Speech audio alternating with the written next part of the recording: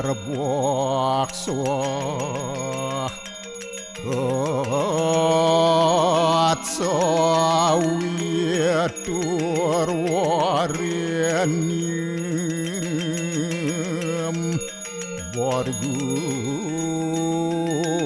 dewa sidiamaki diwa porocu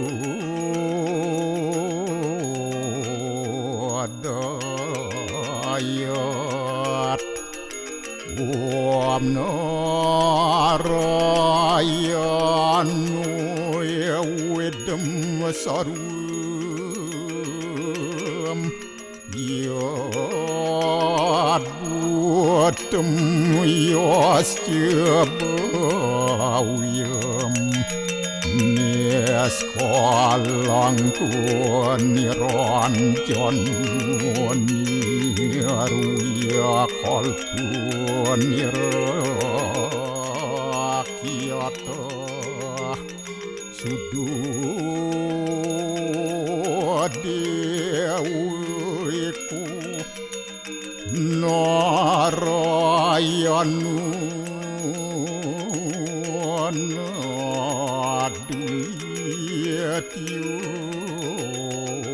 Astia kastit tuam siwah tuam dewa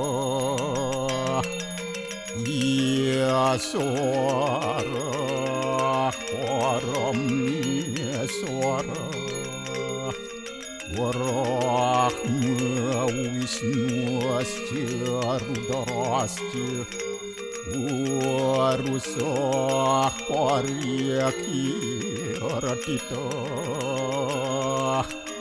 Om Papuham Papakarmaham apa sambawa rahimam pundaria kaksir sabahia biantara suci Om kesama dewa Swaru paranya kita angkara Mamuja swaru papidya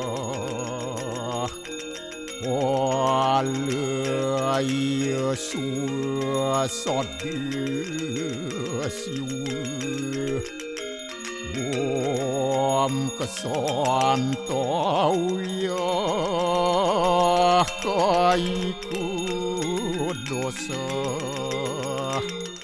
kesantauya wajiku mamu santauya manasu dosa permadat kesamam Om santi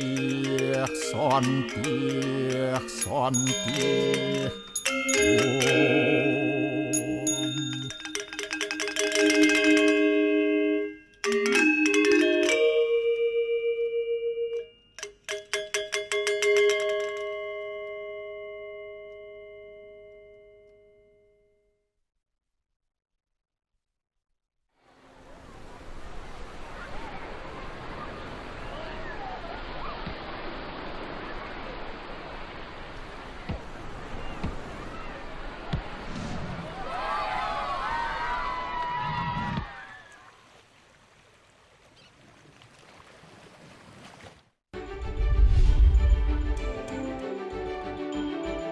Hasil perhitungan sementara Pilkada Buleleng, para pasangan calon menang di TPS-nya masing-masing.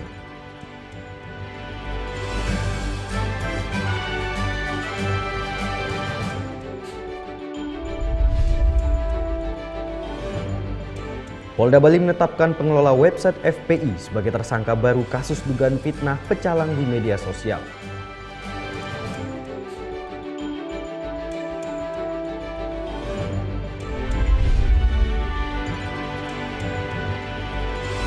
Nikmatnya berkeliling desa wisata hingga belajar membuat loloh atau jamu.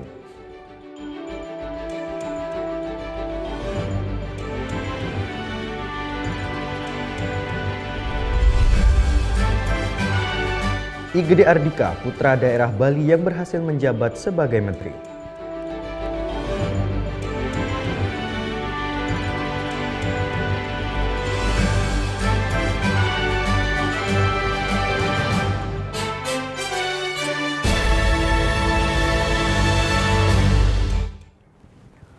Om Swastiastu. Selamat pagi pemirsa, Net Bali kembali hadir menyapa Anda membawakan sederet berita terhangat dan inspiratif. Kita mulai informasi yang pertama. Proses rekapitulasi suara pemilihan di daerah Buleleng, Bali di seluruh TPS telah tuntas dilakukan, termasuk di TPS 3 di Desa Kalibukbuk yang dilakukan pencoblosan ulang. Dan hasil sementara saat itu yaitu para pasangan calon menang di TPS-nya masing-masing. Hasil perhitungan sementara Pilkada Buleleng hingga Rabu petang, paslon nomor urut 1 dan 2 menang di TPS-nya masing-masing. Meskipun pada pencoblosan siang tadi terjadi aksi dugaan kecurangan yang mengakibatkan satu TPS di Desa Kalibukbuk Buleleng diulang kembali pencoblosannya. Dari data sementara yang diperoleh tim Net TV mencatat bahwa pasangan calon nomor urut 1, yaitu pasangan Dewa Nyoman Sukrawan dan Gede Dharma Wijaya dapat mengungguli pasangan nomor urut 2 di TPS nomor 9 di Banjar Satria Desa Bungkulan. Dengan perolehan suara 524 suara untuk paslon nomor 1, sedangkan 11 suara untuk paslon nomor 2 dari total 653 pemilih yang menggunakan hak suaranya. Begitu juga terjadi pada pasangan calon nomor 2, yaitu Paket Putu Agus Suratnyana dan Nyoman Sujitra menang dari pasangannya Dewa Nyoman Sukrawan dan Gede Dharma Wijaya di TPS paslon nomor 2 yaitu TPS nomor 3 di Kelurahan Kenderan. Paket Surya meraih 84 suara dan Paket Pas meraih 116 suara dari 205 pengguna hak suara. Putu Agus Suratnyana menjelaskan hingga saat ini dirinya masih terus memantau penghitungan suara Pilkada Buleleng. Namun Suratnyana yakin akan menang mutlak yang mencapai 71% dari pesaingnya Surya. PC sudah melakukan real count dengan mengumpulkan data dari formulir C1 di masing-masing desa. Sementara masih berkisar antara 70%. Mudah-mudahan ini tetap dan bisa membawa pasangan paslon 2 bisa memenangi Pilkada Buleleng untuk periode 2017-2022. Ya, semangat kita untuk membangun Buleleng. Mudah-mudahan apa yang mungkin di paslon 1 hal-hal yang konstruktif bisa kita akan adopsi. Dan mudah-mudahan juga kita diberikan masukan-masukan juga. Sementara itu paslon nomor urut 1 Dewa Nyoman Sukrawan mengaku jika dirinya kalah pada Pilkada Buleleng ini akan tetap menerima hasil dari pilihan rakyat Buleleng. Namun jika dirinya kalah akibat adanya kecurangan maka Dewa Nyoman Sukrawan akan melakukan gugatan ke Mahkamah Konstitusi. Masalah menang berapa persen saya tidak pernah akan menghitung. Yang jelas harapan saya menang. Persiapan lainnya jika misalnya kalah misalnya? Sepanjang proses itu berjalan sesuai dengan aturan main yang jelas, saya tidak ada masalah. Sepanjang. Tetapi kalau demokrasi ini dikebiri, ada hal-hal yang di luar koridor hukum, koridor aturan main, ya jelas bukan hanya saya, masyarakat pun tidak menerima. Ya, kalau saya menang, ya jelas program Tridatu itu menjadi unggulan saya akan maksimalkan. Bulan Juli ini ya sudah berjalan. Meski masing-masing paslon sudah melakukan penghitungan sendiri-sendiri, tetapi untuk mendapatkan kepastian mengenai perolehan suaranya, para pasangan calon masih harus menunggu hingga tanggal 23 Februari nanti, di mana KPUD Buleleng akan mengumumkan hasil resmi perolehan suara yang dilakukan hari ini. Putu Wijana melaporkan untuk Net.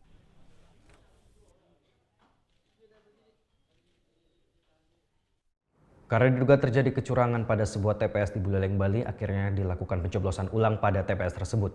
Kecurangan yang terjadi yaitu diduga pelaku melakukan pencoblosan lebih dari 1 kali dan pelaku pun langsung diperiksa Panwasli Buleleng. Aksi dugaan kecurangan pada Pilkada Buleleng terjadi dengan pencoblosan lebih dari 1 surat suara. Pencoblosan lebih dari 1 ini terjadi di salah satu TPS Desa Kalibukbuk, Kecamatan Buleleng Rabu siang. Peristiwa coblos ulang ini dilakukan di TPS nomor 3 yang terletak di Sekolah Dasar Negeri 2 Kalibukbuk. Menurut Ketua Panwasli Kabupaten Buleleng Ketut Aryani, aksi dugaan kecurangan ini dilihat oleh saksi dari salah satu paslon. Hal ini pun langsung dilaporkan ke Panwasli Buleleng dan pemungutan suara pada TPS itu langsung dihentikan sementara.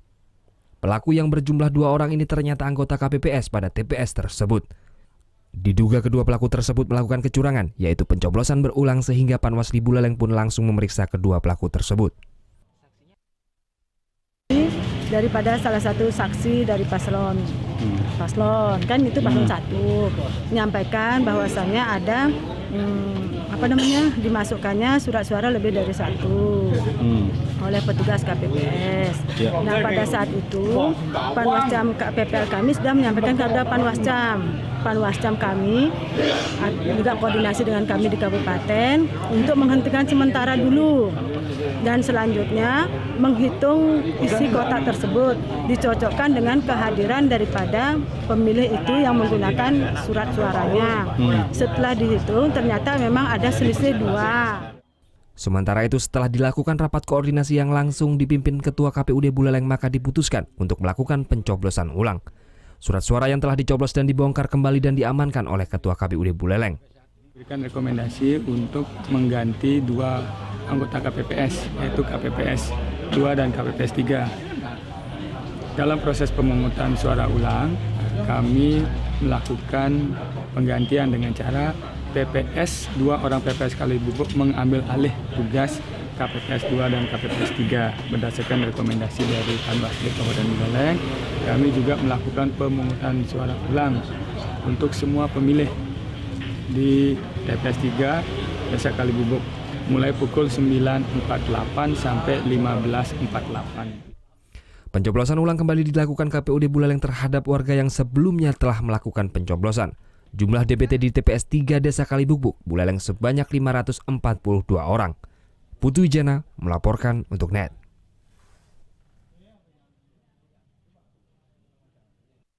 Mencoblos di lokasi terdampak banjir juga dirasakan warga Dusun Dajan Pangkung, Buleleng, Bali. Untuk menuju TPS, mereka harus berjalan kaki sejauh 2 km. Beginilah suasana pencoblosan di TPS 2 di Dusun Dajan Pangkung, Buleleng, Bali. Jumat lalu, TPS di dusun ini rusak diterjang banjir bandang. Karena itu, lokasinya dipindah dari TPS sebelumnya. TPS ini digunakan 572 pemilih dari 2 dusun. Karena jembatan penghubung antar dusun putus, warga yang sebagian besar tinggal di kawasan perbukitan terpaksa berjalan kaki sejauh 2 km, melewati jembatan darurat. Ya, antusias masyarakat sangat semangat sekali karena dengan sudah selesai jembatan, masyarakat ingin menyaksikan jembatan, plus juga ingin mencoblos pemilihan kepala daerah. Warga Buleleng akan tentukan calon bupati dan wakil bupati periode 2017-2022. Mereka berharap pemimpin yang baru nanti segera memulihkan kerusakan infrastruktur akibat bencana. Untuk kedepannya Asunghare nanti untuk pembangunannya di sini kan kebetulan di sini juga banyak ada bencana ya. Terus ada jembatan juga roboh, terus jalan juga rusak. Ada rumah juga Asunghare nanti ke depannya ada bantuan dari pemerintah untuk bantuannya itu untuk membangun desanya lebih maju lagi. Pilkada Buleleng diikuti 2 pasangan calon. Paslon nomor 1 Dewa Nyoman dan Gede Dharma Wijaya.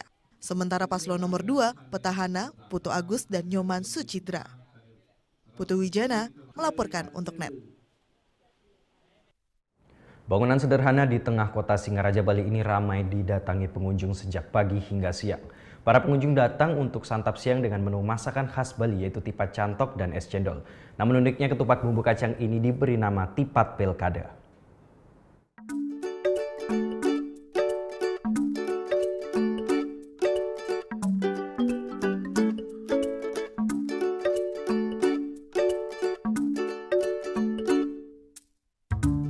Usai pencoblosan di salah satu warung di tengah kota Singaraja Bali ini nampak ramai dikunjungi mahasiswa, polisi, dan pegawai untuk santap siang. Warung ini pun memiliki salah satu menu unik, yakni tipat pilkada dan ditambah dengan es cendol Bali. Tipat pilkada sama dengan ketupat bumbu kacang lainnya, hanya saja dinamakan ketupat pilkada lantaran menjadi tempat tongkrongan para wartawan serta mahasiswa dan pegawai. Pecinta kuliner di Buleleng pun sering memburu tipat pilkada ini sebagai menu makanan siang saat beristirahat kerja.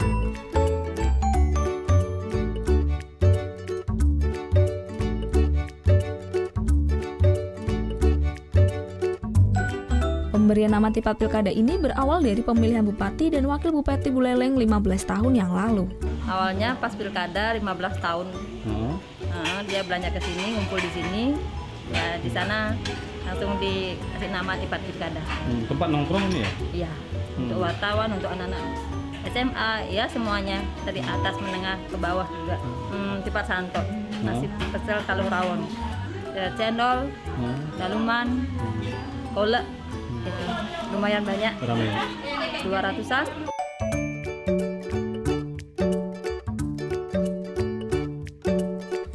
Salah satu pelanggan tipat pilkada, Prima, mengaku sering berkunjung ke tempat ini.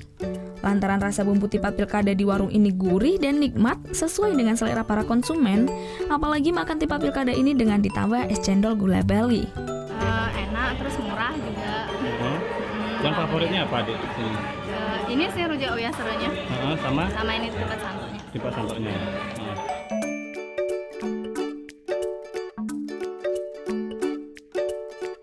Untuk satu porsi tipat pilkada ini hanya dibanderol dengan harga Rp7.000 ditambah es cendol gula bali Rp4.000. Nah, warung ini pun kini bisa menjadi referensi kunjungan kuliner pemirsa saat berkunjung ke Bali Utara. Putri Jana melaporkan untuk NET.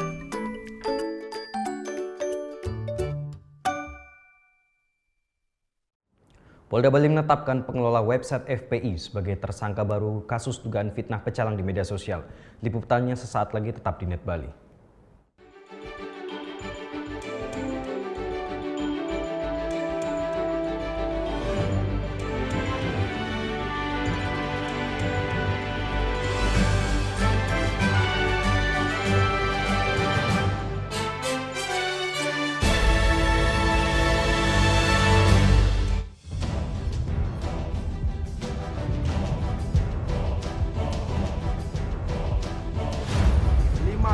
Peringatan bahaya permukaan merah.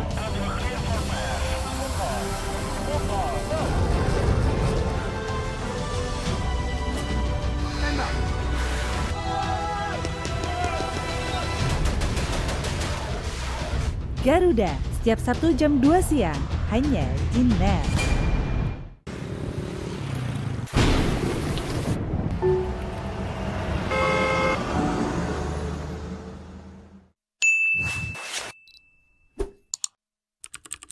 Jalan rusak yang tak kunjung diperbaiki mengganggu aktivitas warga. Saatnya buat perubahan. Upload video masalah yang ada di sekitarmu ke Net CJ. Video-video terpilih akan tayang di Net 10. Be the change demi Indonesia yang lebih baik. Kamu pasti sudah tak asing lagi kan dengan program-program berkualitas ini yang syarat inspirasi dan menghibur tentunya. Ini kesempatanmu untuk bergabung di belakang layar dan menjadi bagian dari tim broadcaster terbaik. Di sini tempatmu berinovasi tanpa batas. Bergabunglah bersama Net Media Development Program yang kelima. Kunjungi websitenya, daftarkan dirimu segera dan berkarya bersama broadcaster masa kini.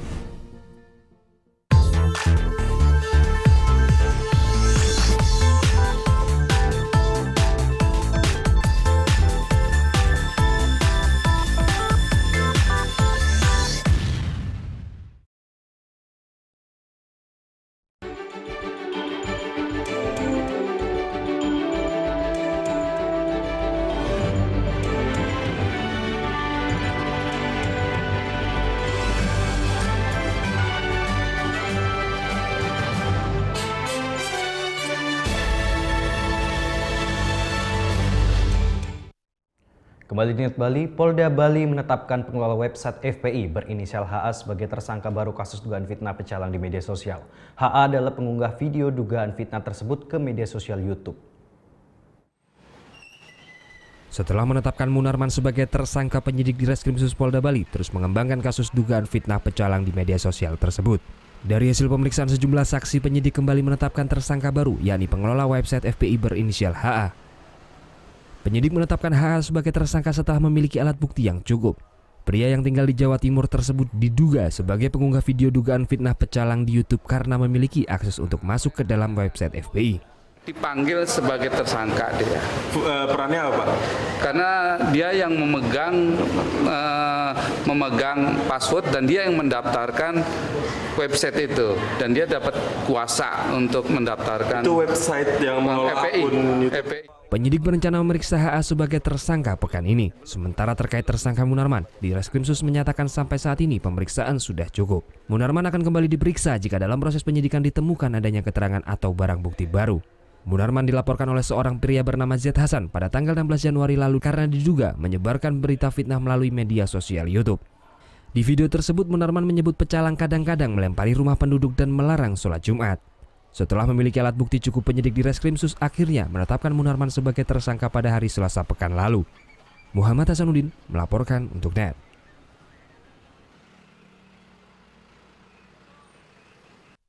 Juru bicara FPI Munarman dicecar 33 pertanyaan oleh penyidik Direktorat Reserse Kriminal Khusus saat diperiksa sebagai tersangka dalam kasus dugaan penyebaran fitnah melalui media sosial.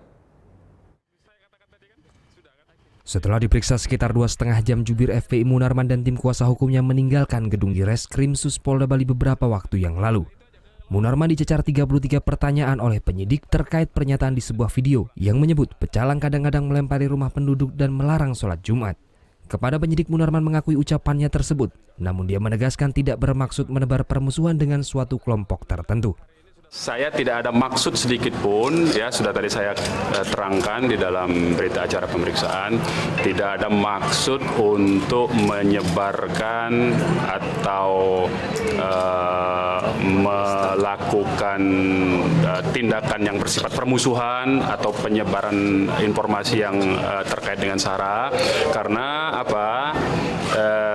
Sekali lagi saya perlu tegaskan kepada teman-teman semua bahwa kedatangan saya ke kantor redaksi Kompas Group itu tidak lain dan tidak bukan dalam konteks justru adalah pemberitaan yang terjadi di Serang sebetulnya, ya, di Kabupaten Serang, di Kota Serang, ya, Provinsi Banten. Dalam video pertemuan dengan redaksi sebuah media nasional tersebut, Munarman hanya meminta pemberitaan yang adil, proporsional, dan profesional. Tim kuasa hukumnya yang ikut mendampingi selama pemeriksaan bersyukur kliennya tidak ditahan. Kuasa hukum menyebut kliennya sangat kooperatif dan memenuhi setiap panggilan penyidik. Sejauh ini pemeriksaan berjalan lancar dan kita bersyukur Pak Munarman tidak ditahan. Ya, jadi kita datang kemari terbukti sebenarnya panggilannya hari ini. Ya, kemarin malam sudah diperiksa. Bahkan beliau datang itu kita tim hukumnya baru tahu belakangan. Sementara usai pemeriksaan, Direktur Reskrimsus Polda Bali langsung melakukan analisis evaluasi dengan tim penyidik. Munarman dilaporkan oleh seorang pria bernama Z Hasan pada tanggal 16 Januari lalu karena diduga menyebarkan berita fitnah melalui media sosial YouTube. Di video tersebut, Munarman menyebutkan pecalang kadang-kadang melempari rumah penduduk dan melarang sholat Jumat. Setelah memiliki alat bukti cukup, penyidik di Reskrimsus akhirnya menetapkan Munarman sebagai tersangka pada hari Selasa pekan lalu. Muhammad Hasanuddin melaporkan untuk NET. Kita beralih ke korban bencana runtuhnya tebing. Hari kedua upaya pencarian korban yang tertimbun dinding penyangga galian batu padas belum membuahkan hasil. Pencarian dihentikan dan akan kembali dilanjutkan hari ini. Hari kedua pencarian korban ambruknya dinding penyangga galian batu padas di Galian Batu Padas Desa Klating, Kecamatan Kerambitan, Tabanan belum membuahkan hasil. Tim SAR gabungan dari Basarnas Denpasar, Rescue Polda, Satbrimo Polda Bali, Polres Tabanan hingga TNI kembali menghentikan sementara pencarian pada Rabu sore.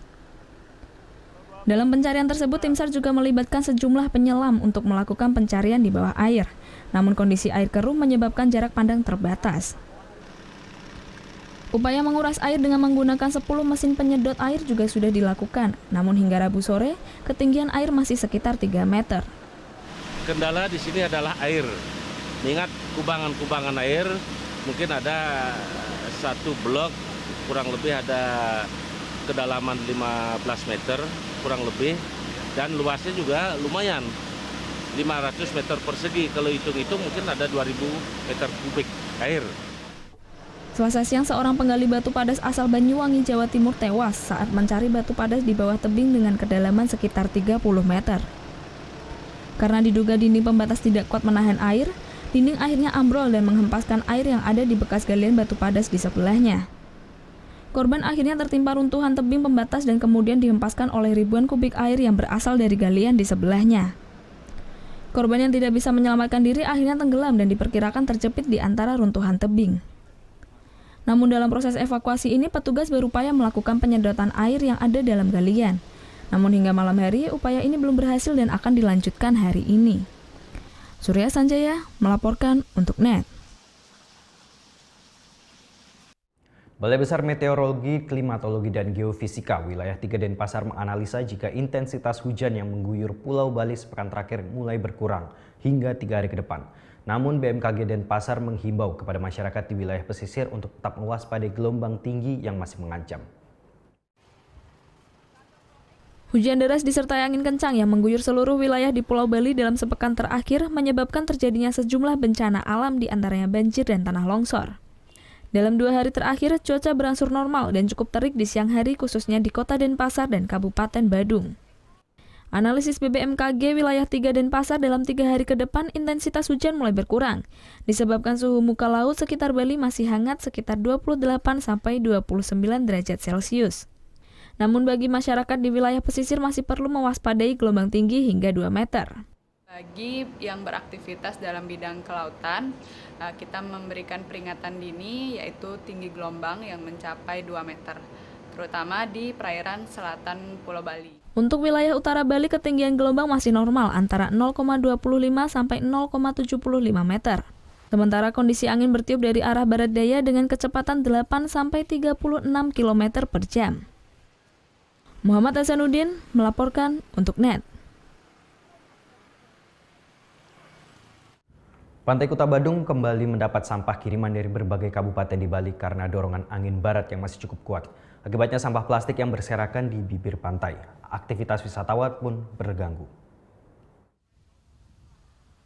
Lebih dari 10 ton sampah kayu dan plastik ini mulai berdatangan ke pesisir Pantai Kuta Rabu siang.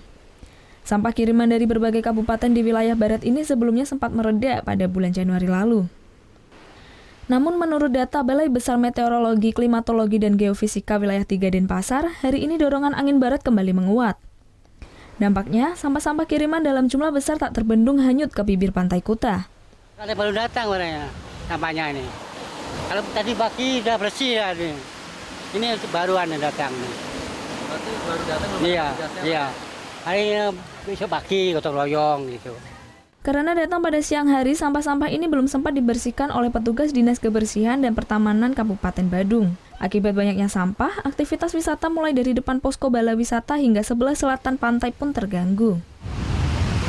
Kalau bisa ya bisa supaya kebersihannya dijaga.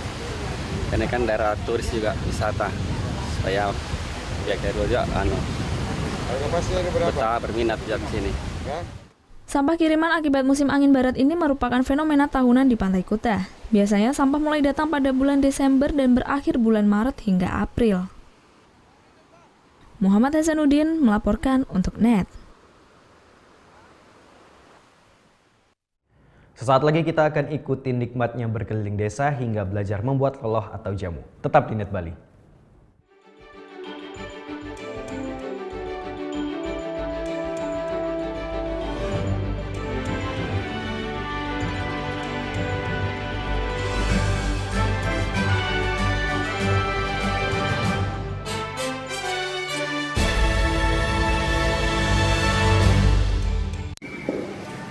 Bagaimana anak-anak? Ada yang tahu? Anime. Gosip Indonesia.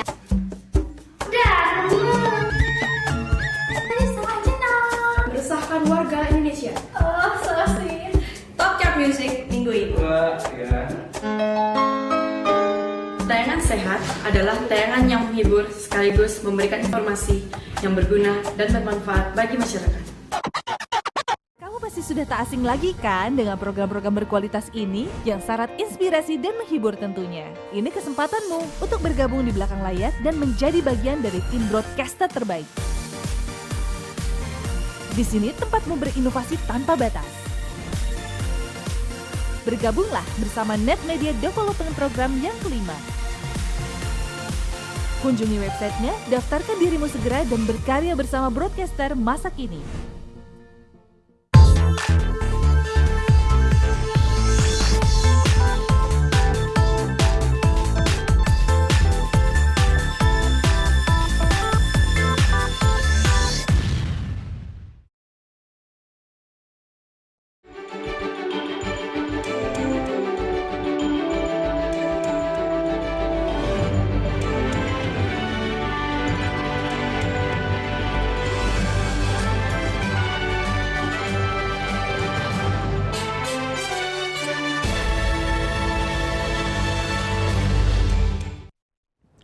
Merasakan langsung kehidupan pedesaan di Pulau Dewata, Bali bisa kita dapatkan di Desa Undisan.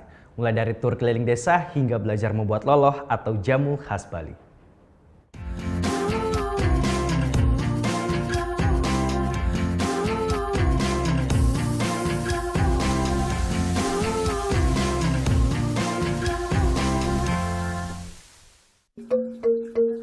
Pagi menyapa di Pulau Dewata, Bali. Kali ini rasanya sungguh berbeda. Tak ada hiruk pikuk perkotaan, yang terdengar hanyalah alunan nada khas gamelan Bali. Udara pedesaan pun begitu terasa menenangkan. Selamat datang di The Umah yang berada di kawasan desa wisata Undisan, Bangli. Dalam bahasa Bali, umah berarti rumah. Karena itu pula suasana dan arsitektur The Umah dibuat menyerupai rumah khas masyarakat Bali. Beratap tinggi dan kaya akan ukiran cantik. Setiap pagi satu kebiasaan yang akan selalu dilakukan oleh umat Hindu Bali, yaitu sembahyang. Nah, sekarang saya akan belajar membuat salah satu bagian penting dari persembahyangan umat Hindu Bali, yaitu canang. Canang adalah simbol ucapan syukur atas kedamaian dan permohonan perlindungan kepada Yang Maha Kuasa. Komponen yang dipakai pun semuanya berasal dari alam. Alasnya terbuat dari daun kelapa muda, isinya bunga warna-warni. Bunga-bunga ini harus diurutkan sesuai dengan arah mata angin. Bunga putih ke arah timur, merah ke arah selatan, kuning ke barat, dan bunga berwarna gelap ke arah utara. Ya, sebuah canang cantik ini dipakai oleh umat Hindu Bali sebagai persembahan kepada Ida Sang Hyang Widiwasa. Nah, yang paling penting dari sebuah canang adalah ini dia, ini porosan, yaitu simbol dari Trimurti, Wisnu, Siwa, dan juga Brahma. Dan ini harus tempatkan di tengah bawah atau center dari sebuah canang. Setelah ditambahkan jajanan dan nasi di atasnya, canang-canang ini siap dibawa ke pura. Aktivitas sehari-hari di desa wisata ini jadi daya tarik wisatawan. Adalah yang pertama atraksi wisatanya ya. Dari alam, Tuhan menciptakan air terjun, kemudian dari penduduknya sendiri dengan budayanya yang ada, dari kehidupannya sehari-hari. Tadi Mbak kita lihat sendiri ada kehidupan tiap pagi, ngaturang canang, sembayang, sebuah keunikan yang tidak ada di tempat lain. Menyiapkan canang sudah, sekarang waktunya saya mencoba sarapan khas Bali. Inilah jaje atau jajanan khas Bali, ada ketan dan laklak. Sarapan yang pas untuk mengisi energi saya sebelum berjalan-jalan melihat kehidupan masyarakat desa Undisan, Bangli. Tapi sebelumnya saya harus berganti pakaian dulu. Nah, sudah siap? Ayo kita berangkat. Siap. Tak sendiri, saya akan ditemani Pak Rocky, pemandu saya berkeliling desa Undisan.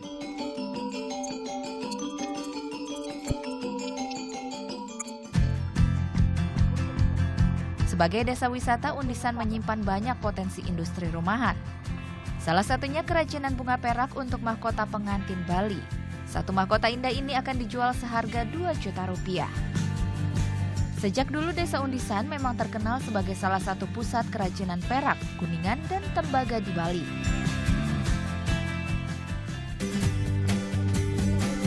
Ya, melanjutkan perjalanan saya akan diajak untuk melihat air terjun kebanggaan desa ini, yaitu air terjun Tangkup.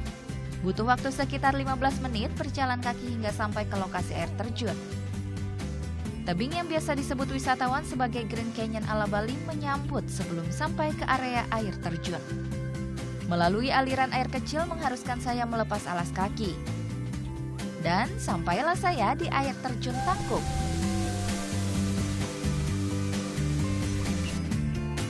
Air terjun Tangkup setinggi 15 meter. Tidak berasal dari sungai, tapi air terjun ini langsung dari mata air. Air terjun ini dianggap sakral dan biasa dipakai sebagai tempat upacara pembersihan atau melukat. Karena itu dilarang keras untuk membuang sampah sembarangan di sekitar air terjun.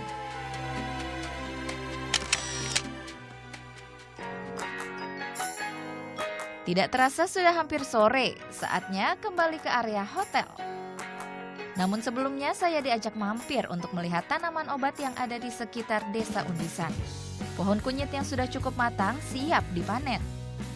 Yap, kali ini saya akan diajarkan membuat jamu khas Bali atau yang disebut loloh. Kunyit yang tadi dipanen dibersihkan dan dikupas terlebih dahulu. Lalu tinggal dicampur air dan disaring. Tambahkan madu dan jeruk agar lebih segar. Jamu kunyit ini ternyata sangat baik loh, sebagai antioksidan juga membantu kesehatan pencernaan. Ternyata loloh kunyit ini sangat enak sekali rasanya. Untuk ukuran jamu ya, rasanya itu agak sepet-sepet dan manis karena tadi kita pakai madu. Apalagi tadi kan bahan-bahannya kita ambil dari alam langsung, jadi ukuran kesegarannya pun beda. Sejak awal konsep yang diterapkan oleh pemilik The Umah adalah pembangunan desa. Kegiatan ini juga dipakai sebagai sarana promosi Desa Undisan sebagai salah satu pilihan destinasi wisata di Pulau Bali. Tidak hanya Bali Selatan saja. Jadi kita berharap bahwa turis itu datang ke desa kami, sehingga mereka bisa melihat the originality daripada Bali itu sendiri. Jadi mereka akan merasakan off the beaten track, tidak hanya artificial. Ternyata Pulau Dewata Bali masih menyimpan banyak hal menarik lainnya yang patut kita coba. Tidak melulu tentang pantai saja. Dan lengkaplah pengalaman wisata Desa Undisan saya dengan bersantai menikmati tenangnya persawahan hijau yang memanjakan mata. Gita Natalia, Andi Setiawan melaporkan untuk NET.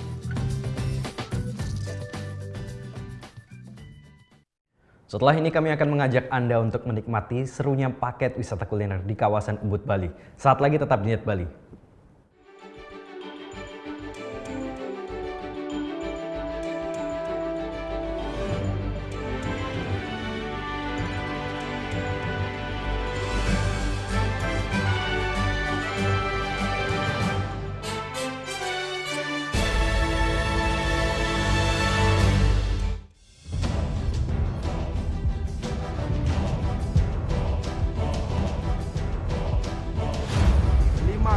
Peringatan bahaya permukaan merah.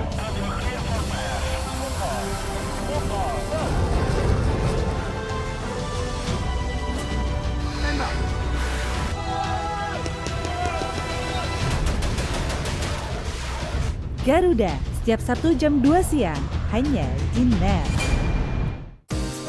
Temukan inspirasi dalam berbagi ide fantastis. Kita mengambil beberapa bagian-bagian dari jalanan di kota New York. Awalnya rumah ini rumah tinggal. Aku rubah sedikit konsepnya jadi studio. Aku buat seperti lounge juga, jadi kita bisa kumpul-kumpul bareng. Tuangkan dalam karya dan wujudkan kreasimu. Design, hari ini jam 9:30, hanya di NET. Seorang ayah yang terinspirasi setelah mengepang rambut putrinya dan dia buka kursus ngepang rambut. Bisa. Ajarin. Kamu bisa? Ya. Kamu suka ngepangin siapa? Irfan. Kamu pasti sudah tak asing lagi kan dengan program-program berkualitas ini yang syarat inspirasi dan menghibur tentunya. Ini kesempatanmu untuk bergabung di belakang layar dan menjadi bagian dari tim broadcaster terbaik. Di sini tempatmu berinovasi tanpa batas. Bergabunglah bersama Net Media Development Program yang kelima. Kunjungi websitenya, daftarkan dirimu segera dan berkarya bersama broadcaster masa kini.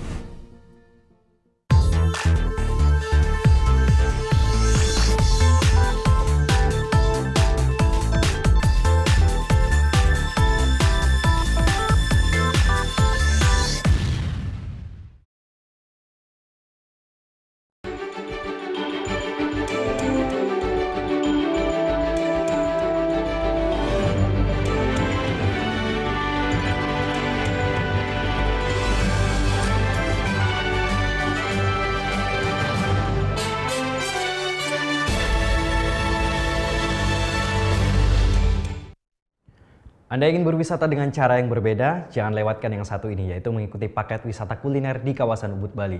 Di sana wisatawan diajak untuk ke lokasi belanja bahan makanan, kebun, hingga mengolah masakannya.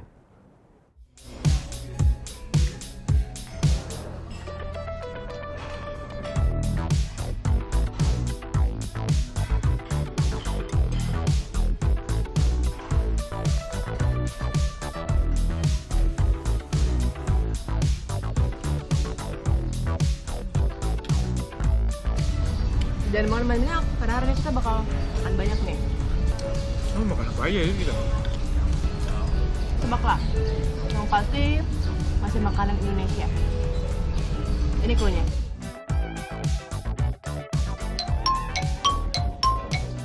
Oke. Ini clue lainnya.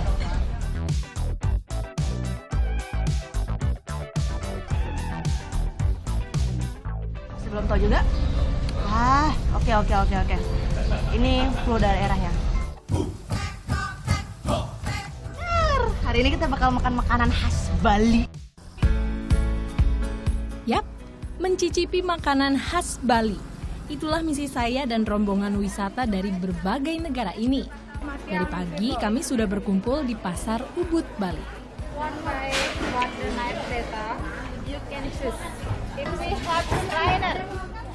Tur keliling pasar ini adalah bagian pertama dari wisata kuliner unik yang ada di Bali. Wisatawan tak langsung disuguhkan makanan khas, melainkan diajak mengenal aneka bumbu yang dipakai di masakan Bali.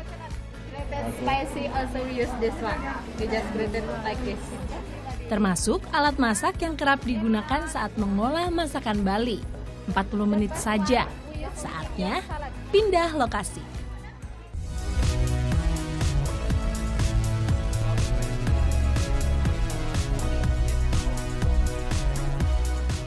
Selamat datang di Sawah Hijau Nan Asri. Di sini rombongan wisatawan diajak belajar tentang tahapan pertumbuhan padi, termasuk keistimewaan tanaman padi di Ubud. Sawah ini milik Wayan Subawa, sang pemandu wisata unik. Dan wisata utamanya ada di sini. Rumah Wayan adalah tipikal rumah khas Bali, mulai dari pembagian ruang hingga nuansanya. Welcome to my house. Hello, I'm Puspa. Please the welcome drink, please. Dapurnya menyambut kami semua, sepaket dengan sang istri, Niluh Made Puspawati, yang akan mengajarkan cara memasak makanan khas Pulau Dewata. Jawa cendol.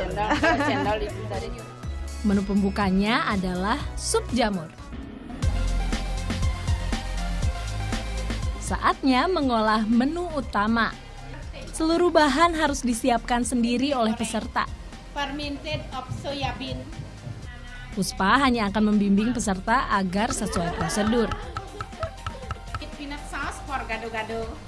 We also later make with coconut and yellow sauce in Bali. Nah, di kursus masak ini tuh nggak dibiarkan siapapun untuk berleha-leha. Jadi ada yang motong, ada yang giling, macam-macam deh semuanya. Is it okay for you? Is it difficult for you? What do you feel? Sort of. It gets a bit tight. Your arm gets a bit tired after a while. Not too hard. Not too hard. Yeah. But yeah, have you ever tried this before? I have had peanut sauce before at a Indonesian place at Ubud, somewhere in here. But yeah, I've tried it before. Semua proses dilakukan dengan cara tradisional, menggiling dan menumbuk. Agar hasilnya maksimal, tenaga ekstra harus dikerahkan.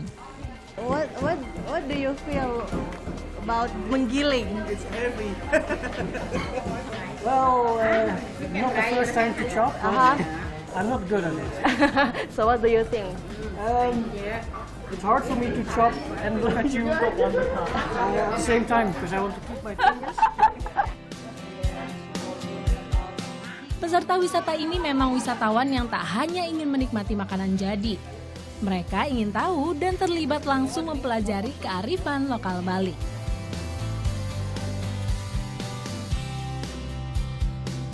Oh, I love it. I'm getting to understand other cultures. And for me, that's really important because I come from a country where they've got so many cultures in Africa. So many cultures. Bicara mengenai kuliner khas Bali, maka sate lilit tak mungkin terlupa. Menu satu ini pun harus dibuat sendiri oleh para peserta. Nah, kenapa lidi dalam sate lilit itu bentuknya kayak gini? Karena kan dagingnya itu kan udah dihancurin tuh, jadi lunak gitu. Jadi biar dia bisa utuh, maka lidinya nggak boleh lidi yang kecil, tapi harus lidi yang kayak gitu. Itu kenapa lah sate lilit itu pasti khasnya lidinya seperti ini. Udah, benar? If you doesn't find the bamboo stick, Makanan utama selesai. Kini waktunya makan. Oh, you have not finished. It is sambal mata. Can you try? I can try. They Is it call hot? a little bit. Spicy? No, a little bit. Maybe you have to spoon. Please.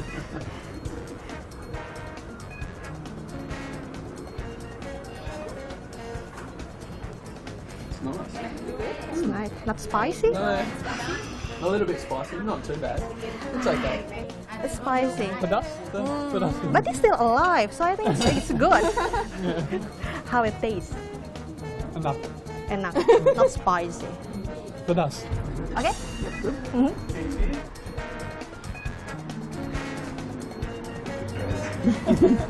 Just eat it. What do you feel? Spicy. Makan siang di Pulau Bali kali ini sangat istimewa.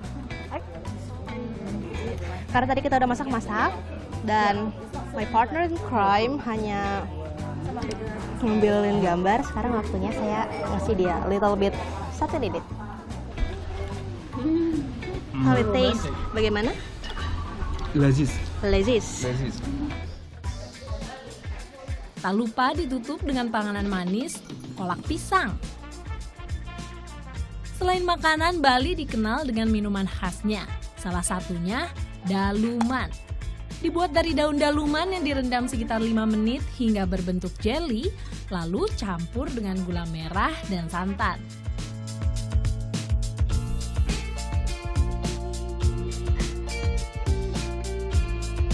Wisata berbalut kursus masak ini sudah ada sejak tahun 2009. Sesuai namanya, wisata ini didesain untuk mereka yang tertarik dengan kuliner Bali.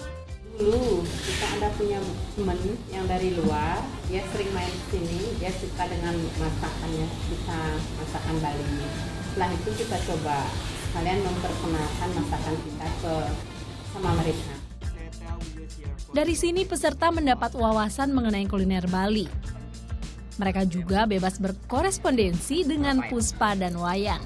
Peningkatannya bagus dari tahun ke tahun. Dulu kita sih awalnya cuma dua kapal aja. Setelah itu sekarang udah hampir mencapai 20. Nah, bagus itu sebuah feedback karena kadang mereka di sini terlalu enjoy, lupa dia nyanyinya. Makanya kita kasih email address biar dia bisa kontak. Ya, repeat lah apa yang mereka pelajari di sini. Siapkan dana 350.000 untuk menikmati pengalaman masak makanan autentik Bali bersama teman berbagai dunia. Novita Sari, Mustafa Adrebi melaporkan untuk NET. Sesaat lagi kita akan ikuti berbagai cerita sejarah mengenai Pulau Bali. Tetap di NET Bali.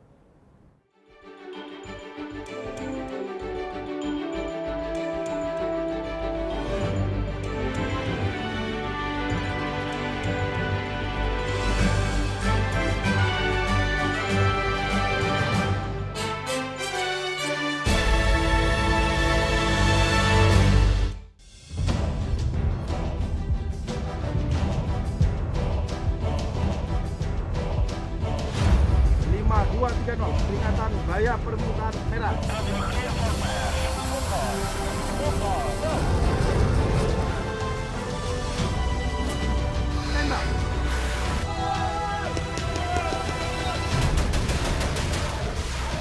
Garuda, setiap Sabtu jam 2 siang, hanya di NET. Semuanya sejati, apa kabar? Monggo diterangkan Pak, dari mulai ujung sini. Ini ada 9 macam sate. Dari sayur, nasinya ada, mie-nya ada. Oke Food, setiap Senin sampai Jumat jam 2:30 sore, hanya di NET. Ini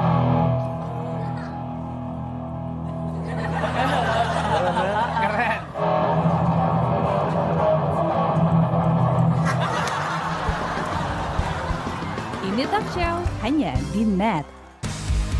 Deru suara mesin roda 2. Pertarungan memicu adrenalin, mengejar yang terdepan. Real Road Racing Series hanya di Net. Kamu pasti sudah tak asing lagi kan dengan program-program berkualitas ini yang syarat inspirasi dan menghibur tentunya. Ini kesempatanmu untuk bergabung di belakang layar dan menjadi bagian dari tim broadcaster terbaik. Di sini tempatmu berinovasi tanpa batas. Bergabunglah bersama Net Media Development Program yang kelima. Kunjungi websitenya, daftarkan dirimu segera dan berkarya bersama broadcaster masa kini.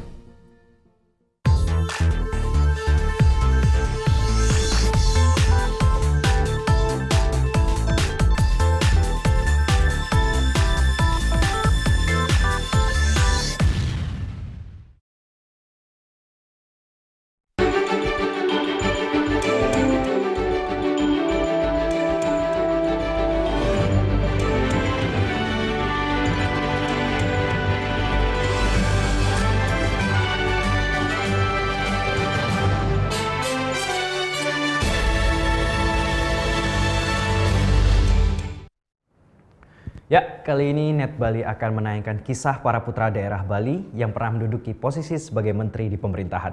Salah satunya adalah tokoh yang lahir di pertengahan Februari, yaitu I Gede Ardika. Dan berikut kisahnya dalam Bali History. 72 tahun silam, tepatnya 15 Februari tahun 1945, lahirlah seorang anak laki-laki di Singaraja, Bali. Ialah I Gede Ardika, mantan Menteri Kebudayaan dan Pariwisata. I Gede Ardika merupakan putra daerah Bali pertama yang menjabat menteri yang membidangi masalah pariwisata. I Gede Ardika diangkat pertama kali menjadi menteri pada Kabinet Persatuan Nasional di bawah kepemimpinan Presiden Abdurrahman Wahid atau Gus Dur pada 24 Agustus tahun 2000. Pada saat Presiden Megawati menjabat, I Gede Ardika kembali dipercaya sebagai Menteri Negara Kebudayaan dan Pariwisata hingga 20 Oktober tahun 2004. Sejak era Ardika, Menteri Pariwisata identik dengan orang Bali karena penggantinya pun merupakan putra daerah Bali yakni Cerowacik hingga tahun 2011 lalu. Terlahir dari pasangan Imade Arka dan Nimade Sandat, I Gede Ardika tanpa sengaja terjun dalam bidang pariwisata. Menamatkan pendidikan dasar hingga sekolah menengah atas di kota Singaraja, Gede Ardika muda bercita-cita menjadi seniman dengan melanjutkan pendidikan di kampus Institut Teknologi Bandung. Namun karena keterbatasan biaya, Ardika muda terpaksa berhenti dan melanjutkan sekolah di Akademi Perhotelan di Bandung dengan beasiswa. Ardika kemudian kembali mendapatkan beasiswa untuk melanjutkan pendidikan di Institut International Client Swiss. Berbekal ilmu dari Swiss, Gede Ardika kemudian dipercaya menjabat beberapa posisi penting Dirjen Pariwisata hingga akhirnya menjadi menteri.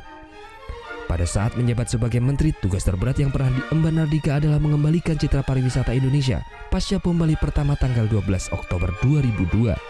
Untuk mempercepat pemulihan citra pariwisata Indonesia, I Gede Ardika membentuk tim khusus yang bertugas melakukan tur ke beberapa negara untuk melakukan promosi pariwisata.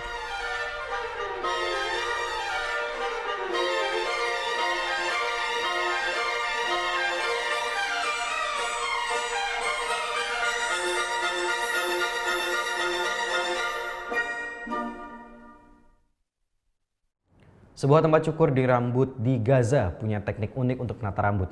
Bukan dengan mesin pengering rambut, namun menggunakan api untuk menata rambut yang sudah dicukur.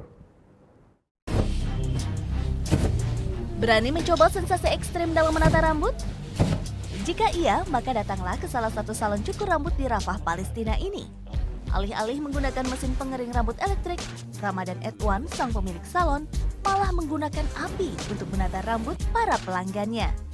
Ide ekstrem ini muncul berawal dari seringnya pemadaman listrik di daerah tempat salon Edwan beroperasi. Ia lantas mencari cara untuk mengeringkan rambut pelanggan tanpa menggunakan mesin pengering rambut elektrik. الامور اللي هذه كلها لازم تكون لها حساب ولها يعني تكون حاططها في الحسبان في شغلك. الموضوع مش خطير زي الناس ما هي ماخذه فكره. الموضوع بسيط ولكن حذر، لازم تكون حذر وانت بتشتغل فيه.